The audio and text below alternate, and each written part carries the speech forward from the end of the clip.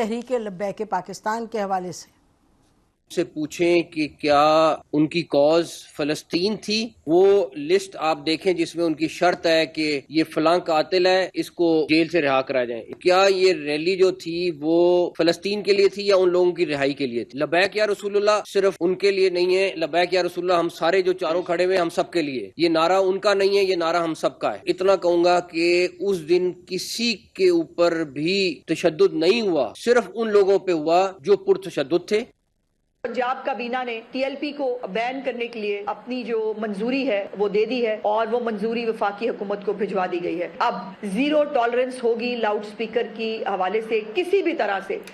تو ناظرین اب آپ دیکھ رہے تھے کہ یہ حکومت نے کیا ایک پوزیشن لے لی ہے. وفاقی حکومت کہہ رہی ہے کہ یہ جس بات کے لیے نکلے تھے اس کی تو ان کی ڈیمانڈز نہیں تھیں، ڈیمانڈز بڑی مختلف تھیں.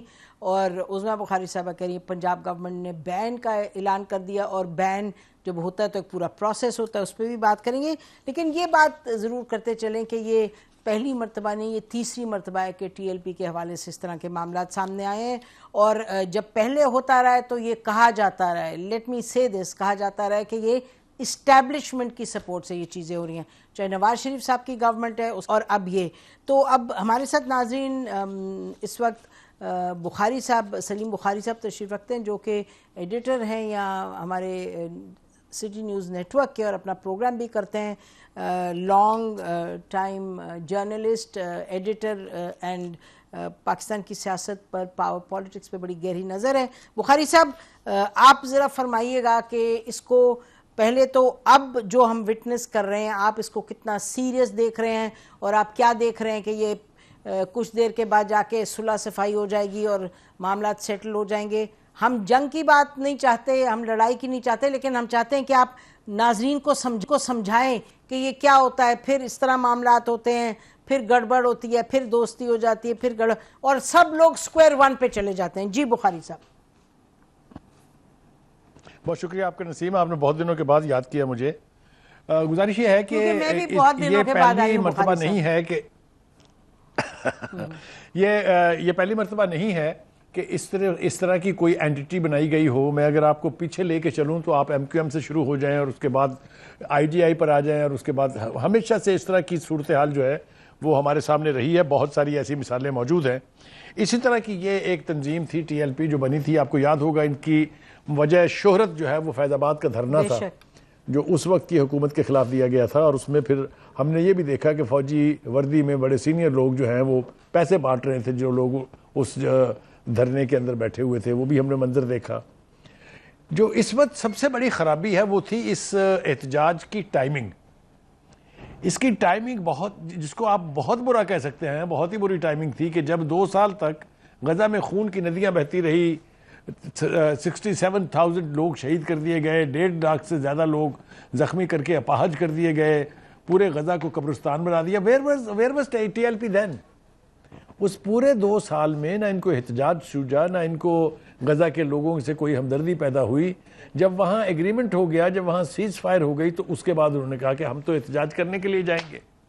اور اگر آپ احتجاج کی نوعیت اور ان کی اناؤنسمنٹ دیکھیں تو انہوں نے کہا کہ ہم اسلام آباد جائیں گے، اور اسلام آباد سے پھر ہم جائیں گے ڈپلومیٹک انکلیو میں، اور پھر ہم امریکن ایمبیسی کے سامنے احتجاج کریں گے. یہ واضح اعلان تھا، کوئی ابہام نہیں تھا اس کے بارے میں. لہٰذا یہ توقع رکھنا کہ فیڈرل گورنمنٹ جو ہے یا پاور دیٹ بی یا لا انفورسر جو ہیں، یہ تو ان کو نہیں کرنے دیں گے.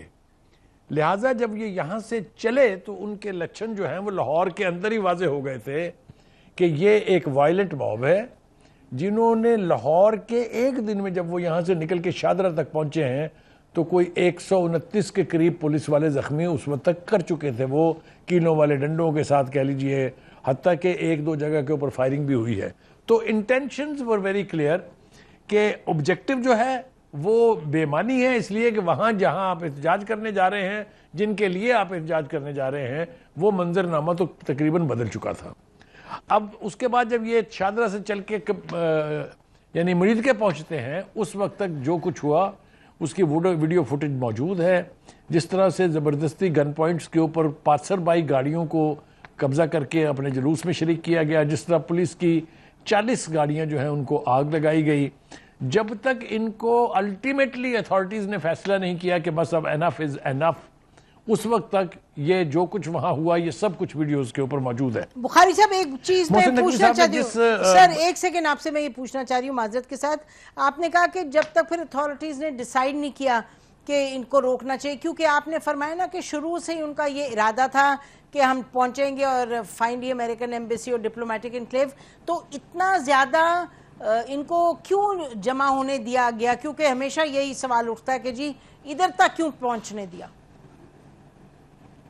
بالکل صحیح، آپ کا صحیح سمت میں سوال ہے، اور یہ ہر بار یہی ہوا ہے. جس طریقے سے الٹیمیٹلی مریدکہ میں روکا ہے اسی طریقے سے ان کو ان کے دفتر کے سامنے سے روکا جا سکتا تھا جو ان کا مدرسہ ہے. کیوں تاخیر ہوئی اس کا جواب تو میرے خیال سے اتھارٹیز سے لوگ پوچھیں گے اور ان کو دینا چاہیے، لیکن شاید یہ خیال تھا کہ اس کی نوعیت اتنی سنگین نہیں ہو جائے گی. میرے خیال سے جو محسن نقوی نے جس طرف اشارہ کیا کہ جب مریدکے میں یہ لوگ بیٹھ گئے تو ان سے بھی تسلسل کے ساتھ مذاکرات ہوتے رہے. آخری منٹ تک ان کا کہنا یہ ہے کہ آدھا گھنٹہ پہلے تک بھی ہم ان سے کہہ رہے تھے کہ آپ پرامن طریقے سے واپس چلے جائیے، آپ احتجاج کریں، آپ جلسہ کریں، آپ جو مرضی تقریریں کریں، لیکن یہ آپ وائلنٹ جو صورتحال بن گئی ہوئی ہے اس سے آپ نکل جائیں کسی طرح سے. لیکن انہوں نے نہیں مانی.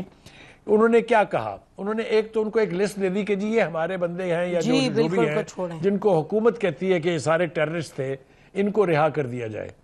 ان کے مطالبات ایسے تھے جن کو مانا نہیں جا سکتا تھا.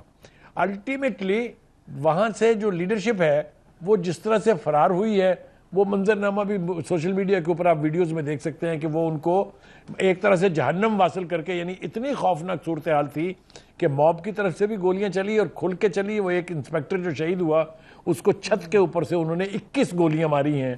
یہ منظرنامہ اتنا خوفناک ہو گیا تھا کہ اگر کریک ڈاؤن نہیں ہوتا تو یہ صورتحال اس سے بھی زیادہ بدصورت ہوتا. اچھا بخاری صاحب مجھے یہ فرما دیجئے گا آخر میں کہ آپ کا اپنا تجربہ ہے and you understand power politics, you understand politics. آپ مجھے بتائیں کہ آپ اس کو کہاں جاتے دیکھ رہے ہیں؟ یہ جو ڈیسیجن ہے نا ہم اس کو بین کریں گے. دیکھیں پھر میں آپ کو تھوڑا سا جی میں عرض کروں آپ سے کہ ہم پھر تھوڑا سا ہسٹری کے پنے ذرا تھوڑے سے اکھاڑ کے دیکھیں تو ایک وقت تھا کہ ایم کیو ایم کا توتی بولتا تھا، یہ دعویٰ کیا جاتا تھا کہ ہم چاہیں تو سندھ کی اور خاص طور سے کراچی کی سانسیں بند کر سکتے ہیں. تو وہ کہاں گیا؟ اسی طرح سے اور بہت سی بات کی مثالیں ہیں، میں اس وقت اس کا حوالہ دینا نہیں چاہتا ہوں. میرے خیال سے اسٹیبلشمنٹ نے یہ ریئلائز کر لیا ہے کہ ان کا اب ہونا جو ہے وہ خطرے کی نشانی ہے اور یہ ہمیشہ اسی طرح کی وائلنس کریں گے. مجھے یوں لگتا ہے کہ یہ کریک ڈاؤن جو ہے یہ دس از اے سیریس ون، کیونکہ اتنے میجر ڈیسیشنز ایک ساتھ لیے گئے ہیں. بین کرنے کی تو بات ایک پروپوزل ہے نا، ابھی جو فیڈرل گورنمنٹ کو جائے گی، فیڈرل گورنمنٹ پھر دیکھے گی، پھر سپریم کورٹ اس کو انڈورس کرے گی تو تب جا کے پارٹی بین ہوگی. لیکن اس بیچ میں تمام مدرسے سیل ہو گئے، تمام مساجد کے اوپر سرکاری مولوی بٹھا دیے گئے ہیں، تمام ان کے بینک اکاؤنٹ سیل فریز ہو گئے ہیں. تو جتنا میسو ایکشن ہم دیکھ رہے ہیں مجھے لگتا یہ ہے کہ اتھارٹیز نے یا پاور دیٹ بھی انہوں نے فیصلہ کر لیا کہ بس انف از انف، ان کو اب ختم کرنا چاہیے. اس کو اب ختم کرنا چاہیے. بہت بہت شکریہ بخاری صاحب، آپ نے کلیئرلی